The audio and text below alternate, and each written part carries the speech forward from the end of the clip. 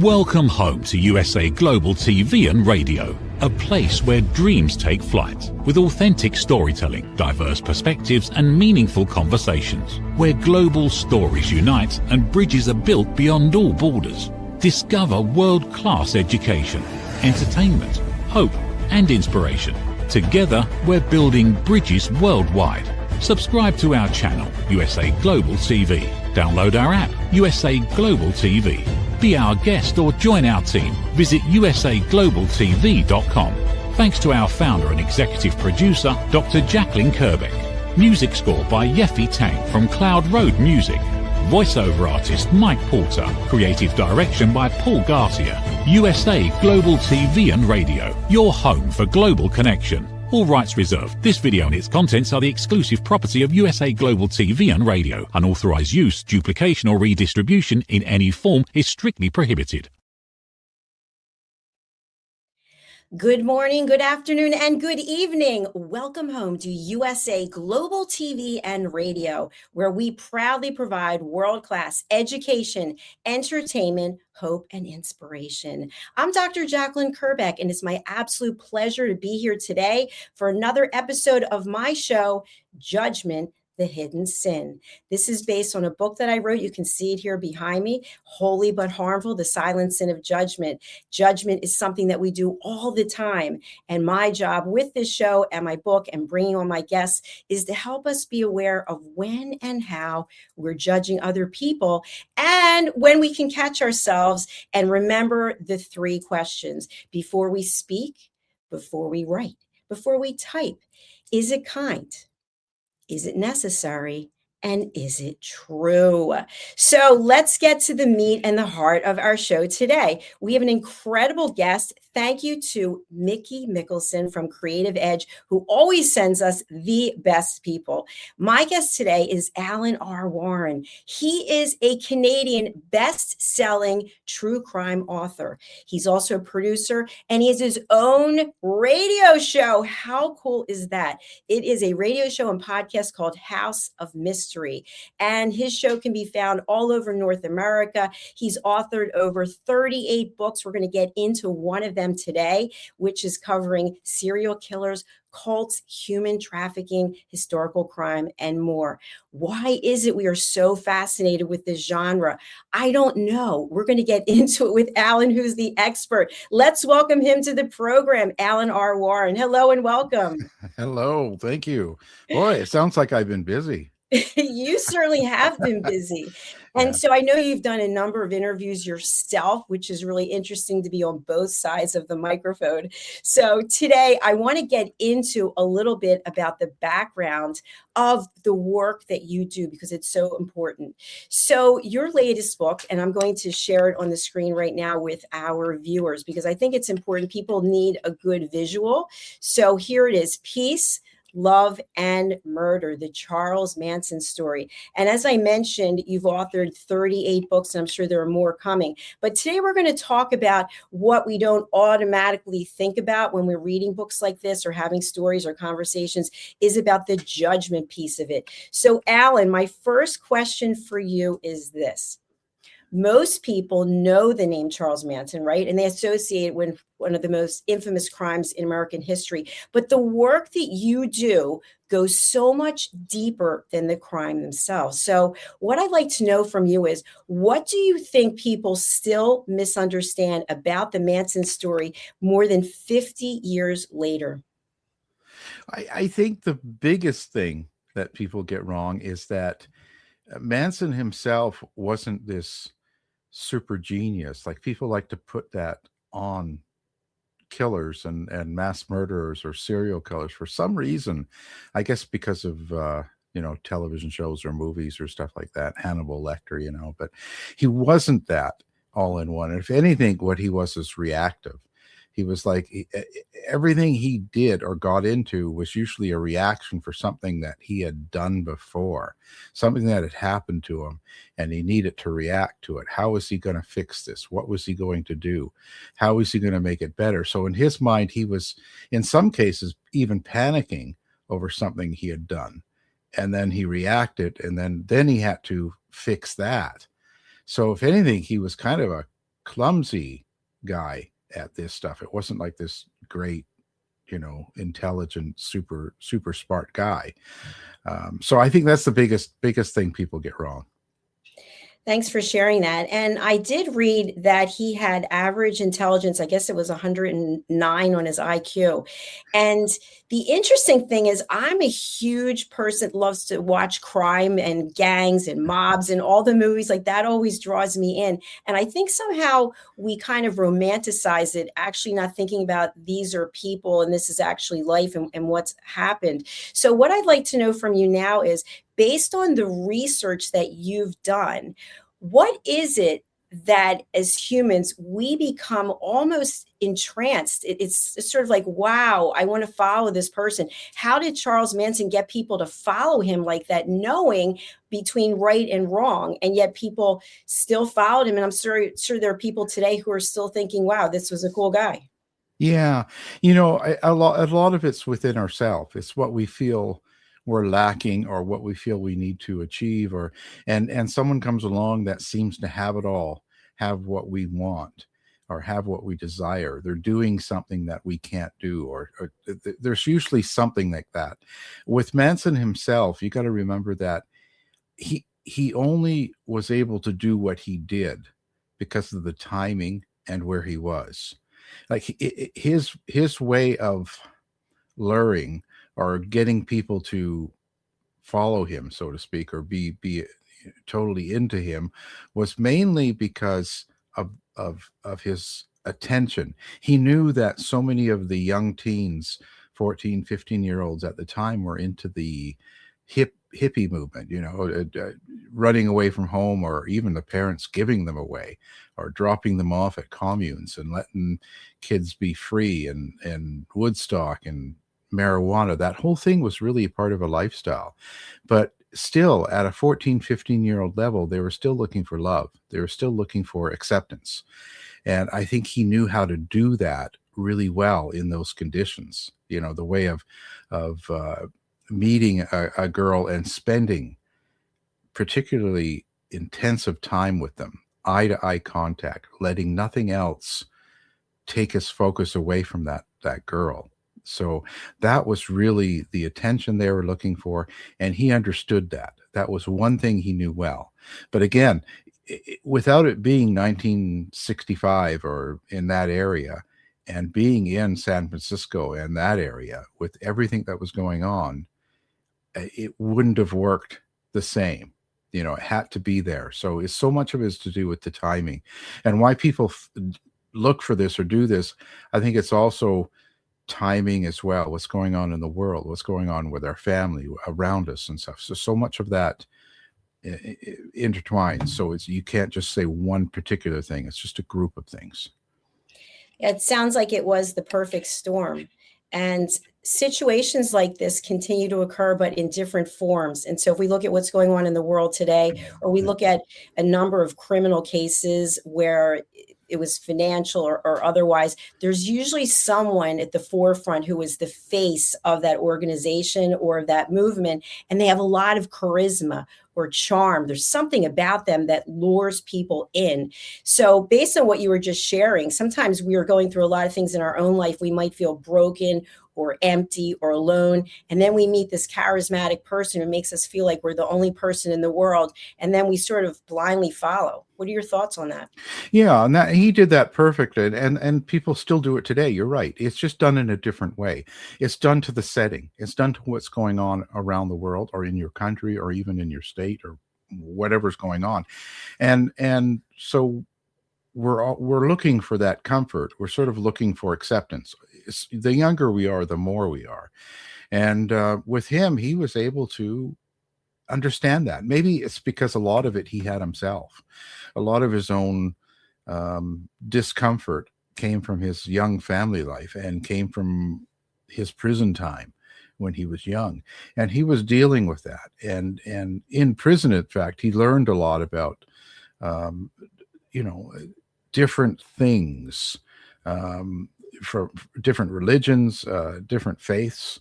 And he cherry picked the best parts of each to use in his own sort of sermons or speeches to his family and stuff like that.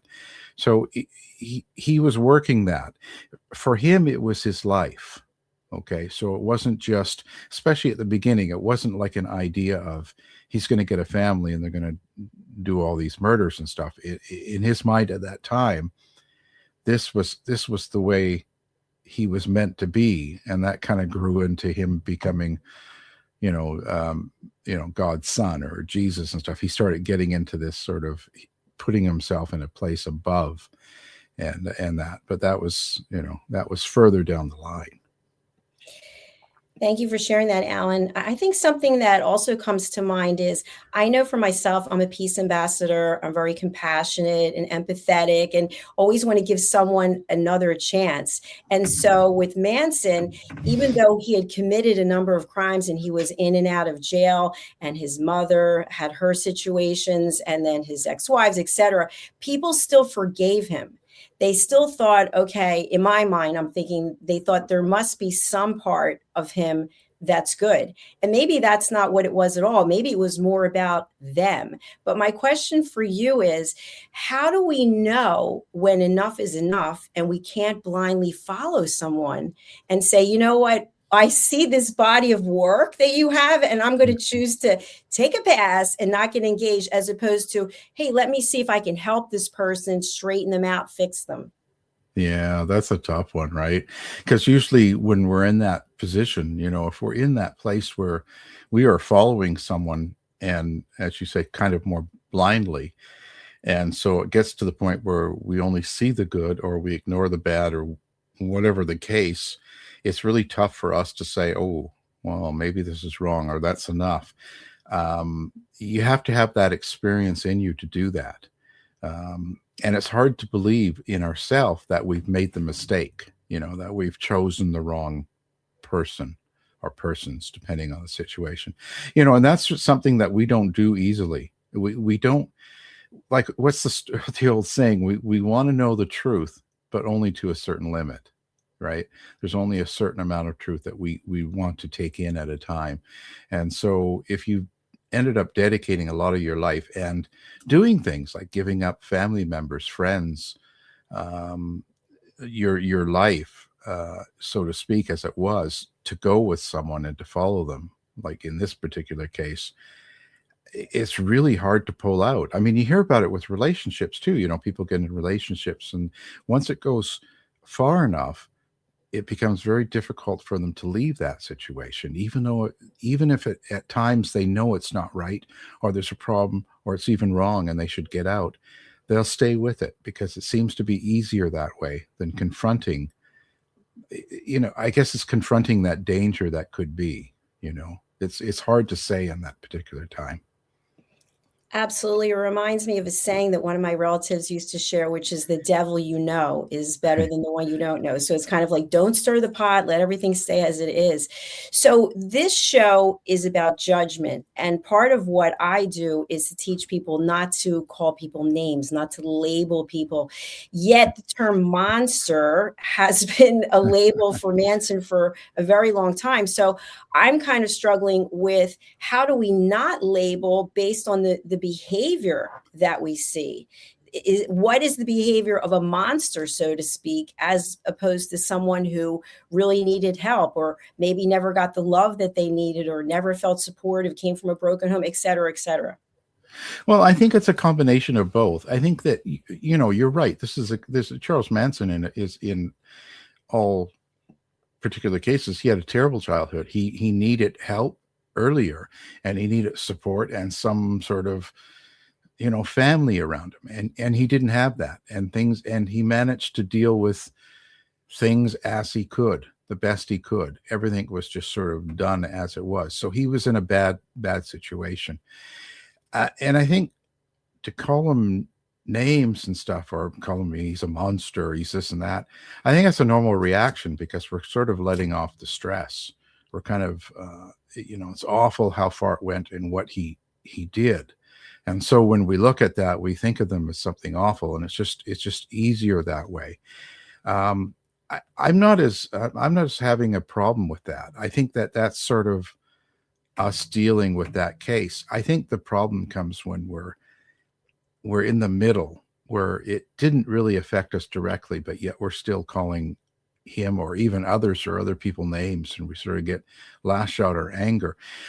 I'd say almost 9 times out of 10, when someone calls someone else a name and someone calls other people down, and they're saying bad things or judging, as you would say, it's usually something within themselves that's causing that, or the type of day they're having, or what's going on. It's like when you look at a review on a book, or you look at something, sometimes you'll see something that has nothing to do with what they're reviewing or what they're saying.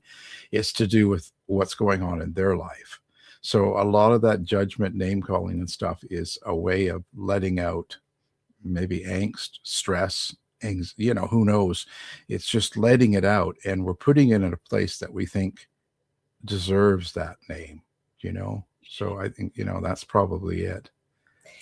I love that comment. That is so on point. So when we think about monsters, right, we can look at what's going on in the world, and some people would easily step forward and say, well, he's a monster, she's a monster, what they're doing is monstrous, etc.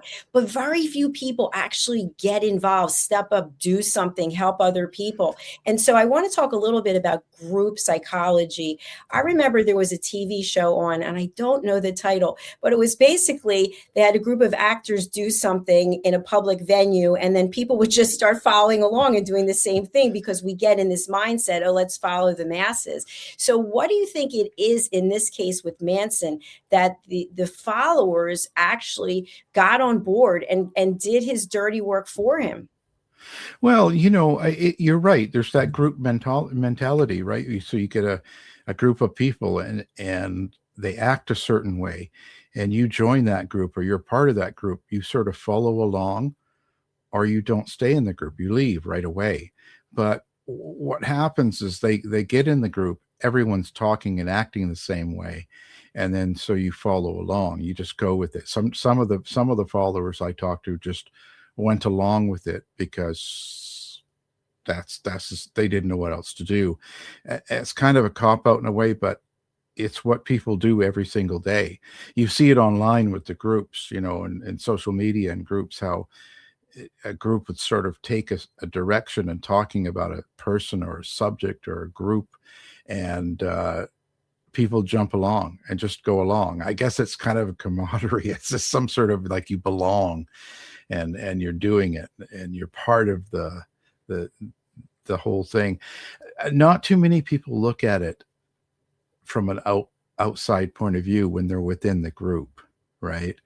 So, and how Manson did it was, how do you say, he sort of told them things every single day, and made them actually act out in sessions. So, when he thought the Black Panthers were after him in the group, he started making people take 24/7 guard around, the ranch. That's all they did. And so he had them act and react as if it were true. And when people are going through the physical motions, it helps them, it reinforces the believing of what they're being told. So he would make them act out things and do things, which made it even more real. And after a period of time, they start to believe it because they're living it. Absolutely. That makes perfect sense. And I think all of us want to feel that we're needed, Right. that someone cares, that we're making a difference. And I think that can be some kind of manipulation at times, but many times we're open to it because we feel like we have no value and we don't belong anywhere. So I want to switch a little bit to your writing, if that's okay with you. Oh, sure. So you have written about a number of crimes and cults, etc.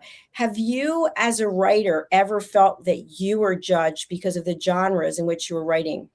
Oh, all the time from day one.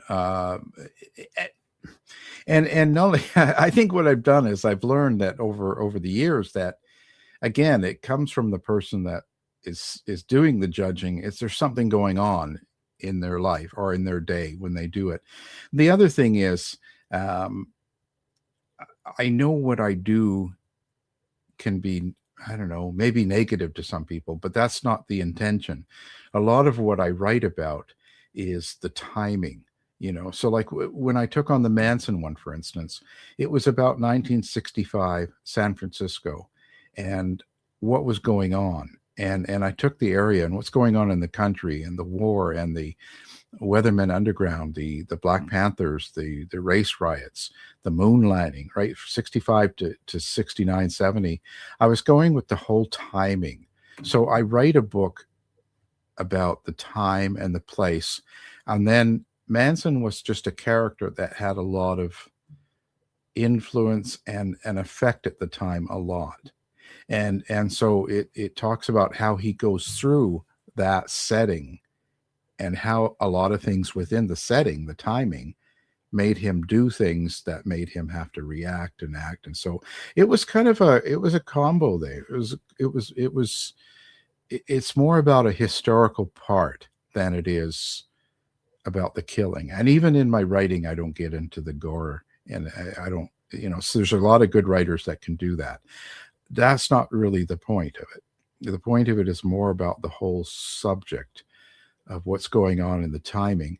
And not only that, then someone from, let's say, born in 2000 can read a book like this from which covers the 60s, and they can understand it better because they feel the setting, they feel what's going on. And from that, then they understand more why people live a certain way, act, react.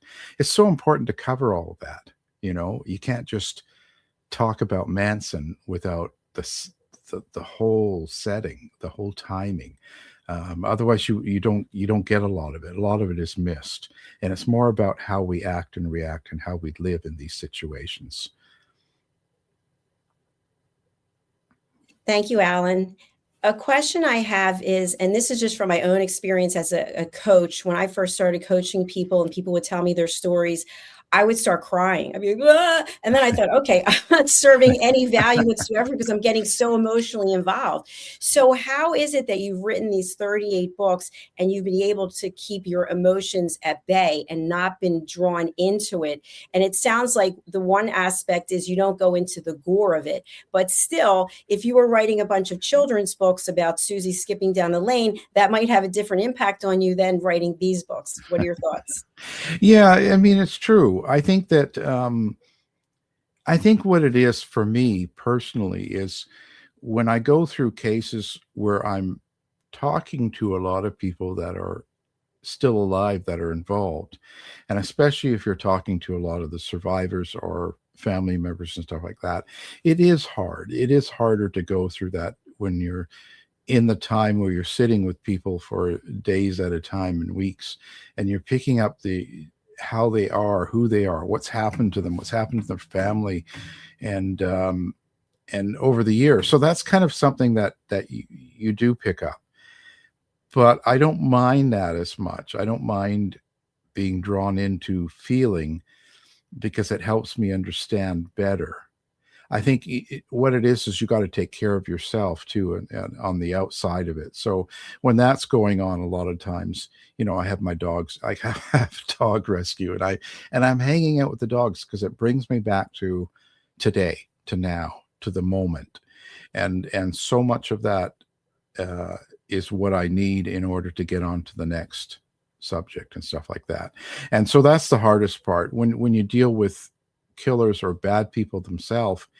I don't find that particularly hard, and some people find that strange, but I don't. You meet someone and they've done a lot of bad things and you're in a prison and you're talking, I don't know, I'm not really uncomfortable with that. If anything, I think I picked up that most of the people I've met, you find that they're just normal people. Well, except for what they did wrong, but they're like, if you just had met them in a supermarket or if you met them on the street or at a bus stop, you wouldn't think anything different. They would fit right in. And I think that's kind of the most bizarre thing about meeting the bad guy, so that's kind of where that is. So again, that one doesn't stay with me the same as dealing with, or talking with survivors or people that have been hurt by the crime, Yes, it sounds like there has to be certain boundaries that are there, and then you have to do your own self-care so you can let it go. Yes, yeah, you have to. It's important to take care of yourself. And that's kind of a thing that a lot of us don't do. Even myself at times, you forget or you miss it and you're getting involved in something and the time goes by and you don't realize that, oh, I need to stop here. I need to relax and go for a walk with the dogs, go hang out and just go do something away from it. I call it real life because they do. They take you back to real life, no matter what you see about yourself online or in social media and groups, and people will say good and bad things all the time. And you can just sort of, it just takes you back to now, here and now, because that's what we have that's important is the moment. And to make those moments, the more good moments we make for ourselves, the better it is that we deal with the harder moments, I think. I agree with you. Yeah. Alan, I remember when I was doing one of my first interviews at an actual television station, the guest had been booked in. I didn't know who it was. I just got some information quickly before we went on. And it turns out that he had just gotten out of prison. He was convicted of murder. Oh. And I remember when I was reading through this sheet before I started interviewing him, I felt this feeling of absolute terror and panic that, oh my gosh, I don't know what's going to happen. And what does this mean? I immediately judged him. And Yeah. I realized that today. And when I'm interviewing people today, it's a different story, but we still have that judgment. And so my question for you is, when someone announces, I'm looking for a job and I do have a criminal background, or I'm interested in dating you and I was in prison, how is it that we can release the judgment and look at the person for who they are today? Or should we have our antenna up and go, well, they did it once, they could do it again? Well, geez, that's a tough one. I think that we have to be somewhat have our antenna up and be a little bit aware of who we're interacting with and who we're going out with and who we're meeting and stuff like that. So I think that's okay. But when you automatically go into a mode where you're judging, you see someone, oh wow, and we're lazy and we group them, they're this, they're that. We have to stop when that happens and think why we just did that or why we said that, and kind of try to understand why we do that. Again, it's kind of a common thing and it's something we do all the time. You see, it's that group thing, we get up in the morning and, oh yeah, this and that, and then we get online, you're on social media and they're talking about this, yeah, well, they're this and they're that. We kind of get into that habit of doing it several times a day in every aspect of our life. Everything that we're doing, we're just, you go through the drive-through to get a coffee and it's, or the order's wrong. Yeah, well, like we want to have that, and we just get into that habit. We've got to stop. When you find yourself doing that, I think you got to think about it and kind of go, no, that's no. And you got to break that habit. And there's different ways. It depends on where you find that you're doing it the most. And I think that's what you got to focus on in order to change the way you're doing. I think it's just a lot of times we just do it without thinking. And that's kind of the hard part, because we'll do that and then we don't realize that we've upset someone or upset other people because we just do it and we don't think. And coming from the generations like even me, Gen X, and you get into the baby boomers, things were pretty wild in our childhood. People just said all sorts of things and made all sorts of statements and judgments without even giving it a second thought. It was common. It's common. And so again, it's lifestyle. We just have to change our habits and really be aware of what we're doing and saying. Yeah, absolutely. I think it's about that awareness, being aware. And so that's why I even do this program. Alan, I'd love to hear about your work as an international radio show host and podcast host. I find that so fascinating. Tell us about your show, House of Mystery. Well, House of Mystery, it really started out of an accident on a Phoenix station, and at 6:30 in the morning on a Saturday, and it was more about a response to mystery. What's a mystery? As in, it could be anything. It could be from ghosts to a JFK assassination to whatever it is, just a mystery, something that there's people have a lot of questions about, and interviewing people that were involved in the situation, whether they, the flat earth, or, they're part of NASA and stuff. And so it started out that way, and it's developed over 15 years into a show more the mystery of writing and art.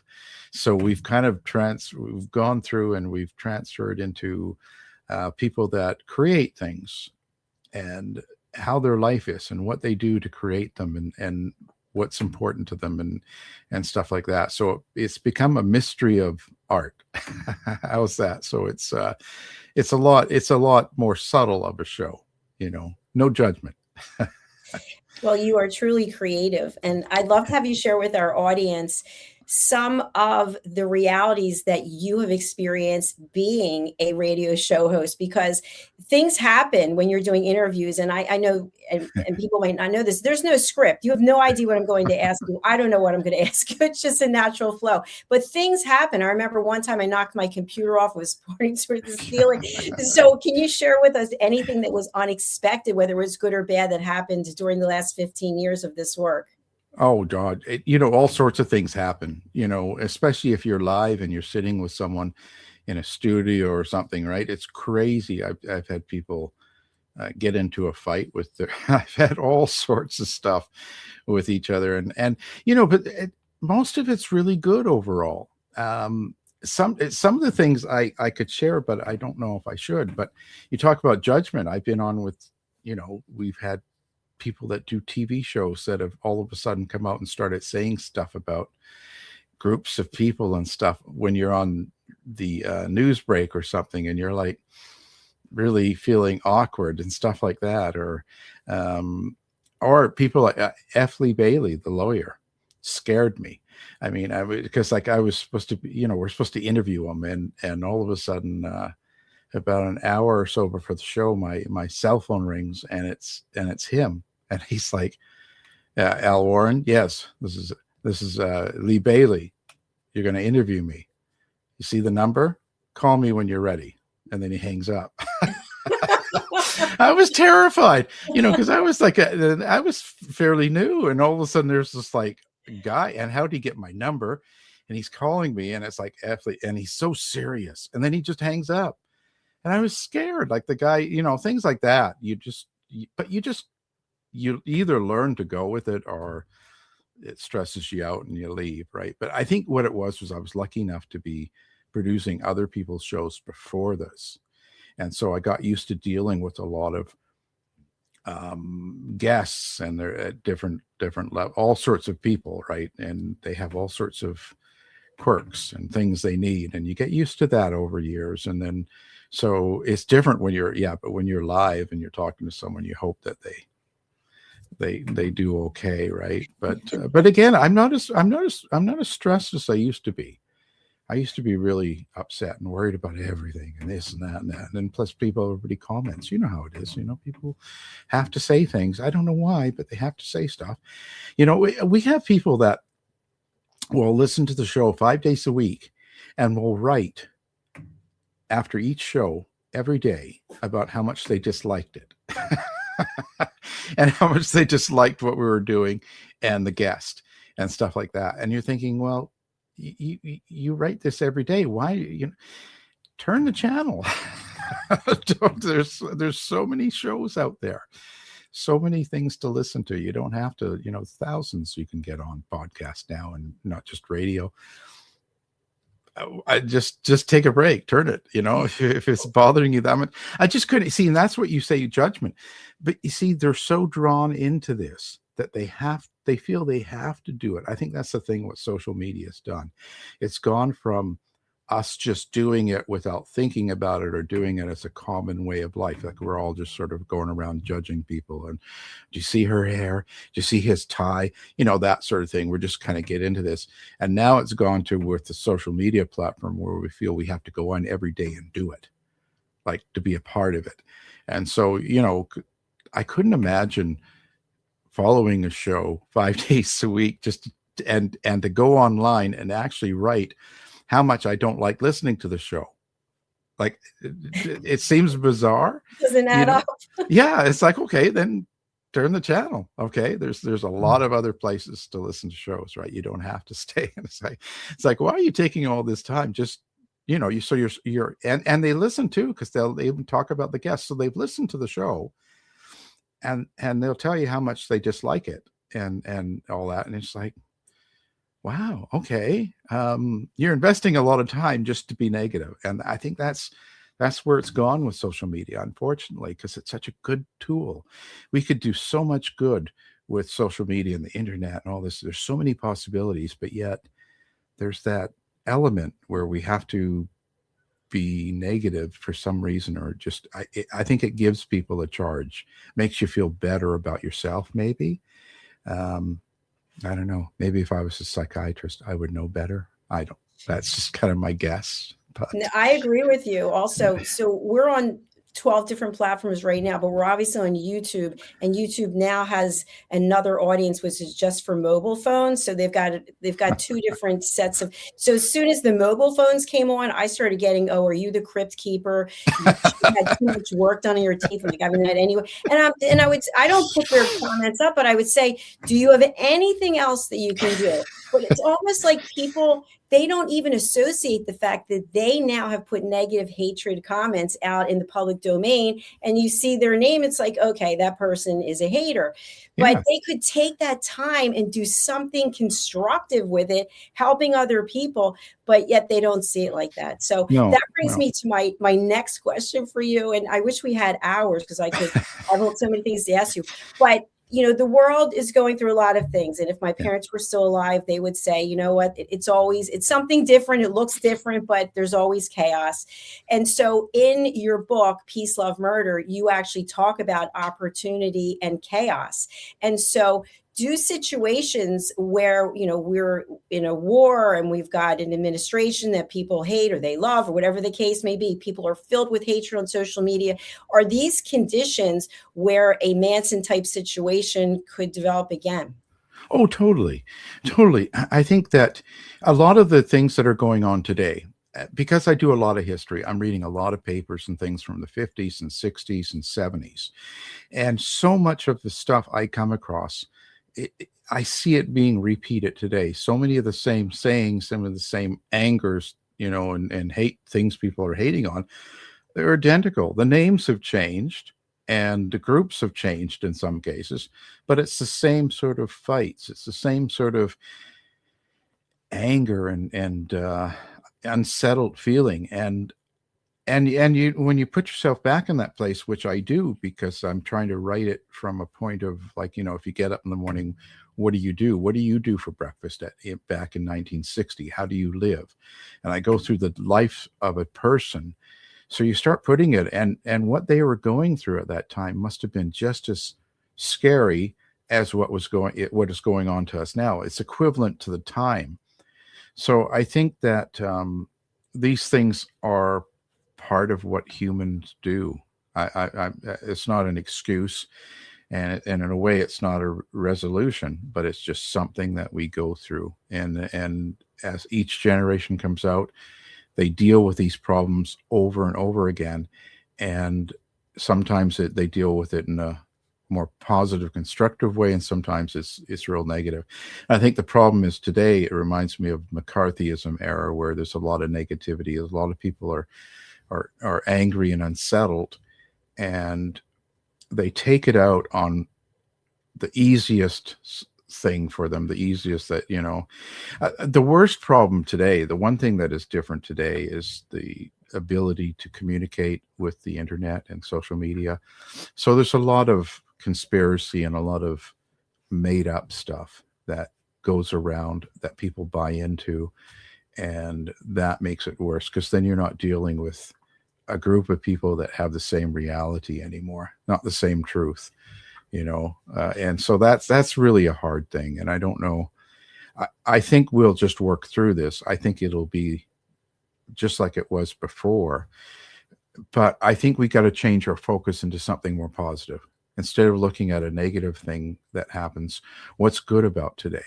Like if you get up and you go look and what's great about, geez, it's a nice day. I've got this, I've got that. Start looking at the things that we have and the positive things. It's not that the problems aren't there, but look at it from a positive point. Look at it from what we can achieve and what we have rather than what we're losing, or, oh my God, you're at a war. War is terrible. People die. It's terrible. But what can we do in our own lives to be positive around each other? Because, one thing leads to another. If we've got to be nice to each other, nice to ourselves and to each other. And it's not easy, but that's what we have to start doing. And then hopefully it spreads, sound all kumbaya, but you know what I mean? You just got to go in the right direction. Well, we've got to go in the right direction. We've got to start looking toward the good things and building off of that, right? Because it doesn't change. If we see something and go, well, oh, I hate that, or I hate, especially politics, I hate this party, or hate this, I hate that. It's like, well, our media, man, we sure got slaughtered the last little while, right? With stuff like, it's all fake and it's all bad and stuff like. It's like, well, no, I know a lot of people work for a lot of different networks, and they're just normal people. They go to work, they come back home, they see their wives and kids, and all of a sudden they're the bad guy. They're working for somebody, and they're CIAs, or you're getting paid, and it's like, no, they're just doing what they do. And there's good and bad media people, and there's people that take it serious, do a good job, do research and check out things, sources, and there's ones that don't, right? That's just, you got to start holding people accountable, particular people, rather than just groups. I think that's the first thing. This lazy, it's so much easier just to take a whole group and say, oh, they're all bad, and that's kind of the wrong way to go about it. We got to be more positive and helpful with each other rather than negative. So totally agree. But Alan, do you have about another 10 minutes?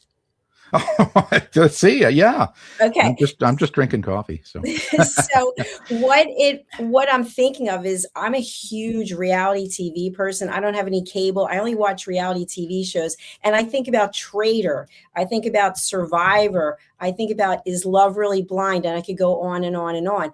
And part of the premise is gameplay. And the gameplay is to make as many friends as possible, to manipulate people so that they want to follow you, so they don't vote you out, so they pick you, or that you are the ultimate liar and get the money at the end. So my whole point in this is, as a society, these shows are more and more popular. And basically the behavior that's being rewarded is not, let's have world peace, let's find inner peace. It's like, let's manipulate each other so that I can crawl and step on top of you so I can get the money. And even in Love is Blind, which I'm a big follower of that, you can tell the same story to 3 different people. Oh, I really care about you. I really love you. I think I'm going to pick you. You're my number one. So what is this telling us about society when the reward is not something that will benefit all of us, but it is typically something monetary, or maybe it's a relationship through a wall that I can still be attracted to, even though I can't see you. And then I see you and I go, sorry, but not sorry, not attracted to you. Yeah. Well, again, geez, I am embarrassed. One of our co-hosts, our True Crime co-host, was on Traitor on season 2. So I don't know. I think it's the quick reward. I think it's the instant gratification of being in the spotlight, and then even if it's doing something wrong, and it's you get more praise from public by putting someone down than you do putting someone being positive. You put a positive thing on social media. Look at, this is great. Look at, I love this. And this is great. This guy's doing this and he's helping this. And you get 1 or 2 likes, right? You put something up like, oh, look at this guy, he can't drive, or he's doing this. Look at this, he fell down, right? All of a sudden 200 people like it, and they laugh at it and make fun of him and say things about this person. And it's like, holy cow. I don't know what it is. I don't know why we do this. There's a natural instinct to do that. Just like when we're writing, I'm writing about people that do bad things and killers and stuff. And there's this natural, we want to root for the bad guy. I don't know why. I don't know where that comes from. Perhaps because we always looked at the government or the people as you know the I you know it's really hard to say. If we looked at them as the bad guy. Look at how many people idolize gangsters. From 100 years ago. And Al Capone and all these Bonnie and Clyde, all these people that did some really awful things, but we make movies of them, we glorify them, and we think they're awesome. It's like, well, why? What did they do? They stole stuff. They shot people. They were mean. They were rude.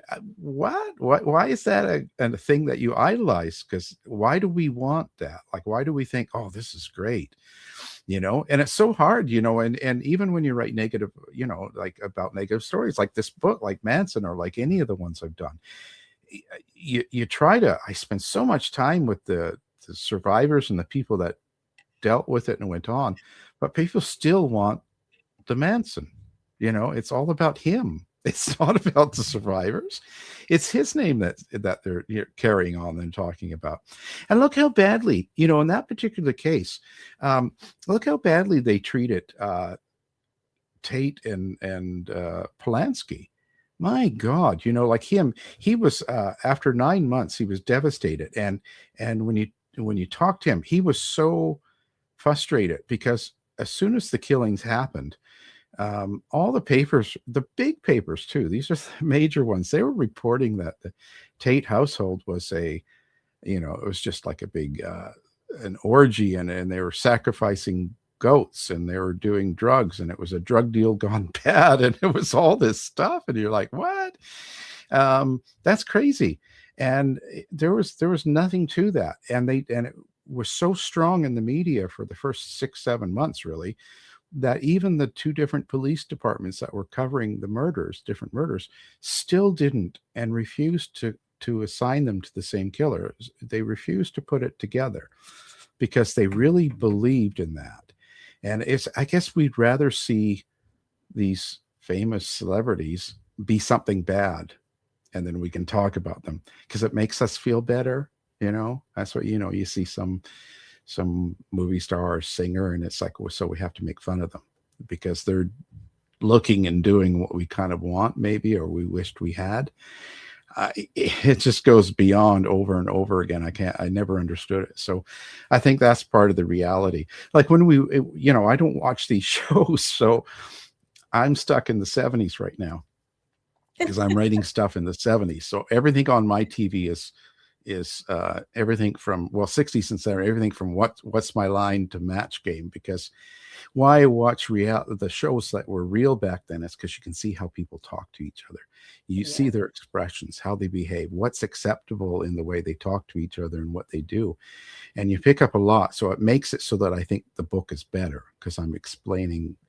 I let you see how it really is, especially for people nowadays. So, but I see some pretty wild things and I hear some and I was around then, but I was just a kid. So I guess I didn't realize it. But as an adult, I listen to it, I think, holy cow, I can't believe they said that. I can't believe they're talking like this, right? And you're like, wow, this was okay. This was common. So in a way, there's something that I think it will grow over time when people are so anti-woke right now. And I really kind of look at it as, isn't it sort of the young generation revolting to the old generation in a way? In a way, isn't like, because when we were kids, we wanted to do things different than our parents. We saw the way they were, and we sort of wanted to. I don't want to wear a suit and a tie every time I go to the store or doctor, right? We started changing things. We wanted to grow our hair longer as guys. We want to listen to rock music or disco or whatever. Each generation has their own little bite back to the parents. I think that's what this is now. They look at the way we behaved and talk to each other, and they go, oh, they don't like it. And so I think that we should just let it be. I mean, I just, let's not get involved government wise and start making laws, but let the kids do what they want to do. If they want to be nicer to each other and be more caring to each other, great. But then again, that's turned into this whole cancellation and all that sort of stuff. So it's a hard thing to deal with. But the reality shows, in a way, don't they just aren't they just kind of mean? Aren't we happy when someone we don't like on there loses? You know what I mean? Like you see these shows, and it's like you're thinking, this person, they better not win, or you don't want them to win because, I don't know, they're too pretty and they're too whatever, and you don't like them, and it's like, and they lose, and you're like, yeah, Exactly. And so it's deep. It goes back a long ways, and it's going to take, I think, a lot of generations to really work out this thing. You made so many great points. And what came to mind, I loved Breaking Bad, and I watched it 6 different times. Yet I am not a drug user, and I'm not an advocate of drugs. And yet I couldn't stop watching it because of the dynamics of watching Walter White completely succumb to this other world for money. And Right. So I think for me, that's why I like watching shows like this, because it really gets into what's going on in someone's mind. And it brings me back to the Manson story, because people love watching shows where there's violence. I'm not saying everyone. I know people who don't, but yet at the same time, they don't want to see violence on their television. But if the movie or the TV show is an actual depiction, or the book of what actually happened, then it's okay, because now we're in La La Land and we're kind of on vacation, and it's not the same thing. So we need to have a psychiatrist or psychologist come with us, Alan, the next time, to really get through a lot of this. Tell us what we're doing wrong. Yeah, tell us what's really going on here. So my next question for you is Peace, Love, and Murder. What do you want people to take away from reading this book? I think that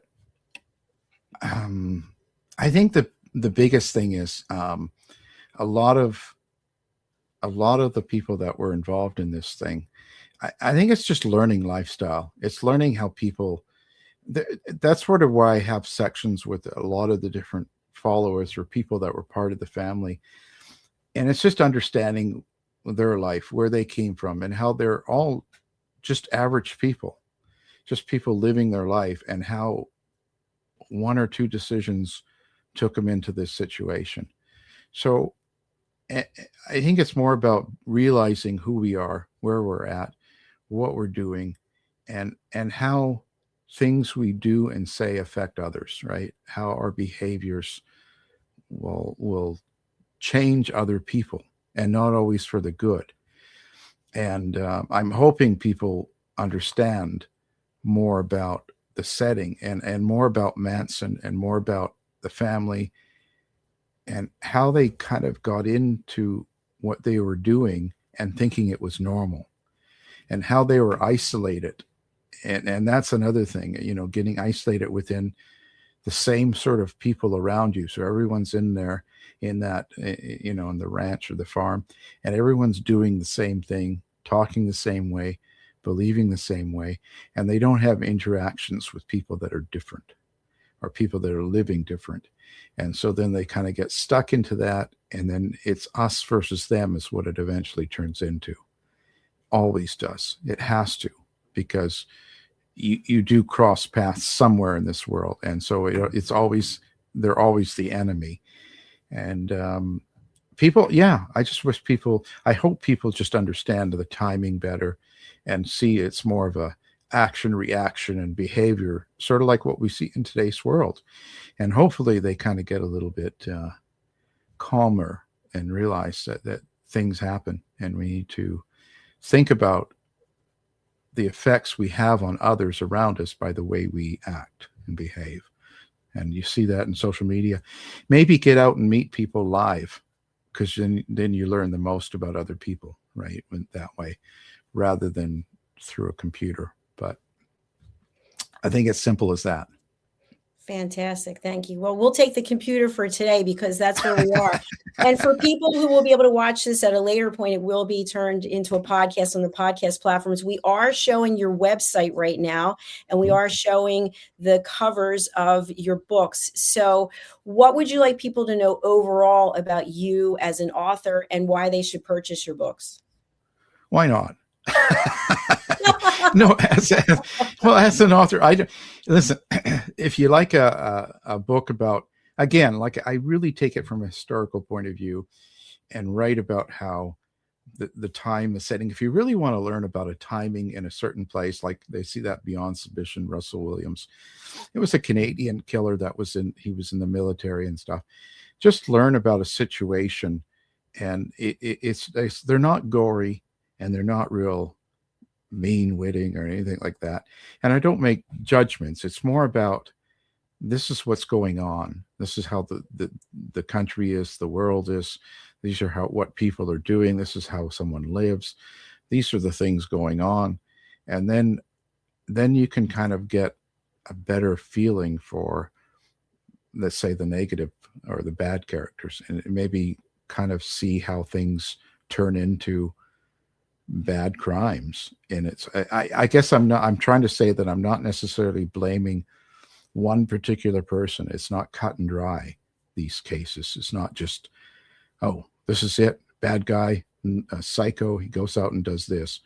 It's more about there's a whole community, there's a whole lot of things going on, and something happens. And so why does that happen? And what's going on in that community? Because I still believe that things like in Manson's case, for instance, or in any of these cases, he could have never done or would have never done and got away with what he did in any other time, in any other place. It had to be in that location, had to be at that time. And you can even, to verify, you can even compare to things that are happening today and the people.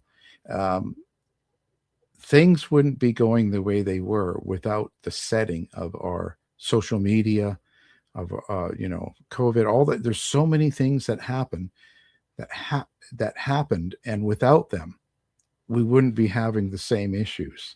Like it affects the way we behave so much, and how we act and react to others. But that's kind of the streamline to our lifestyle is through that, the setting. So I think if you want a good setting book, a good timing book, then that's why you buy my book. Plus, I need to buy hats because I'm losing my hair, right? Alan, what's next for you? Any new book projects coming up? Any book signings? Well, actually, what I've got is there's a book in a publisher right now about cults again. I know it's positive, but it's a little bit more detailed in some of the cults than I've done before. It goes a little further, and then I've got a whole stream of mystery fiction books coming out at the end of the year, near the end of the year, and so we'll see where that goes, but that's about it. I think I've got enough going. It sounds like it. And how can people listen to your radio show, and who's a good guest for you if you're actually taking guests? Well, AlanRwarren.com you can go to, and then you'll see House of Mystery. Click on that, or you could just type in House of Mystery. I think houseofmysteryradio.com is another one that goes to. You know what? A good guest is anybody that wants to talk. And we have a good variety. We'll have writers that are first-time books, first time doing any sort of art or directing or their own film. And then we have experienced guests too. We've had James Patterson and Dean Koontz, but at the same time, again, we'll have a brand new writer the next day. So we go all across the board. It doesn't matter about that. It just more matters about how, about who you are and what you're trying to do and stuff like that. So I think that's the best way to say it. So anybody, and you can listen to it by, like I said, the website, or you can go to the different stations that are listed on the website and listen to it at the times. Or the podcasts are up everywhere and on all platforms, and they're all listed on the website as well. So if you have a certain platform or something that you'd like to listen to, I think it's about everywhere nowadays, Thank you so much. And if you're looking for a gift, Alan's got these great box sets. So you can go over to his website, Alan R. Warren, WARREN.com.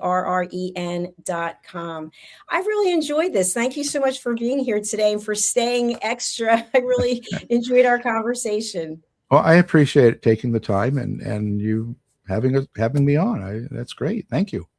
Thank you so much. Well, please do come back and see us on another one of our shows. And in the meantime, I wish you continued success. You too. Thank you. Bye for now. Bye now. Thank you, everyone. Again, please do go ahead and go over to Alan's website. I'm putting it up again. It's Alan R. Warren, WARREN.com. Lots of great content and information about the books, about the radio shows. So please don't wait. If you don't go over there and take a look, you're not going to know what's there. All right. I am going to just share with you. I am the author of this book, Holy But Harmful, The Silent Sin of Judgment. And in here, there are 100 statements that we make very commonly about other people, and we don't even think about it. So I'm going to just read a few of them and see if any of them resonate with you. And that's the whole purpose of doing this show, is that we bring awareness about judging others. We do it all the time. I do it, you do it. And so again, I ask you to think before you speak. Is what you're about to say, is what you're about to post, is what you're about to write, is it kind? Is it necessary? And is it true? And if it's not those three things, think again. Okay, here we go. No wonder he left her. If only she kept her mouth shut and lost weight. Okay, that is a very judgmental statement. And some of you might be laughing, and it's actually not funny. It's very judgmental. Here's another one. They live like hoarders, labeling people. She's divorced twice, so she can't commit. He never went to college, so he can't be that smart. She's a teacher. She obviously couldn't make it in the corporate world. You kids have no idea what real hardship is.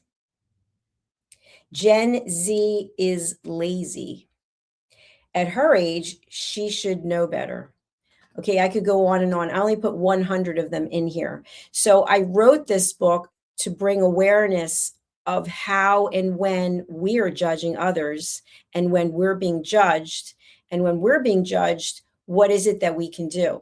So we always have a choice. Every day that we wake up, we have a choice. Are we going to engage, or do we choose not to engage? Are we going to step into the fire and keep the fire going? Or are we going to choose to walk away? So the choice is yours, but you can get this book as well as the workbook. You can get it anywhere where fine books are sold, in bookstores as well as Amazon. So thank you again for being here today, for watching. If you haven't done so yet, what are you waiting for? Please do subscribe to our channels, USA Global TV and Radio, and Dr. Jacalyn Kerbeck, where you can watch all of our shows. Our shows are in 3 different languages. We've got German, English, and French for some of our programs. And if you'd like to be a guest, you can go to our website, usaglobaltv.com/book your session. Okay, we're going to go over to our sponsors right now. Please take a look. Do you know anyone who has dementia? Are you experiencing memory loss? If so, you're not alone. My friend and one of our team members, Tracy Cram-Perkins, has written an incredible book. Over 17,000 copies sold so far. And I know when my mother was going through dementia, this book and Tracy helped me beyond words. The help was priceless. So you can go ahead and watch this video and then order your own copy of the book, Dementia Home Care, before, during, and after. And please do share it with others. Thank you for watching, and thank you for subscribing. Goodbye for now. USA Global TV and Radio proudly presents Tracy Cram-Perkins, a dementia caregiving survivor teaching how to balance care with peace of mind. #1 resource for dementia caregivers. It's the book Dementia Home Care, How to Prepare Before, During, and After. Over 17,000 copies sold of this must-have guide. And now a testimonial from Tracy Smith. If I was to describe this book to someone who is going through a similar situation, I would underscore how important it is to have some sort of a tool or a guidebook to help you through certain stages. And there's so many, it's such an unknown topic to the average person. And to have this as a reference is essential. It's going to help you get through it personally, as well as help your loved one manage. To learn more, go to TracyCramPerkins.com. Tracy Cram Perkins is an award-winning author. She's also the host of Dementia Home Care television show. Watch it here on USA Global TV and Radio. Thank you, viewers and listeners of USA Global TV and Radio, for joining us today. We're honoured to have your time and attention as part of our global community. At USA Global TV and Radio, we believe in the power of authentic conversations, meaningful connections, and creating a world of possibilities together. Want to be part of something bigger? Join our team of elevated listeners at usaglobaltv.com, a space where your voice matters and your ability to listen transforms relationships. Stay connected with us across all our platforms for thought-provoking discussions, expert insights, and empowering stories. Subscribe to our channels at youtube.com/c/USA Global TV. Follow us on social media and explore the endless opportunities we're creating for growth, learning, and inspiration. Together, we're not just broadcasting, we're building bridges and changing lives one conversation at a time. For inquiries, contact us at info@usaglobaltv.com. Produced by Executive Producer and Director Dr. Jacalyn Kerbeck. Voiceover by Mike Porter. Creative direction by Paul Garcia. All rights reserved. Visit usaglobaltv.com to view our full terms and conditions.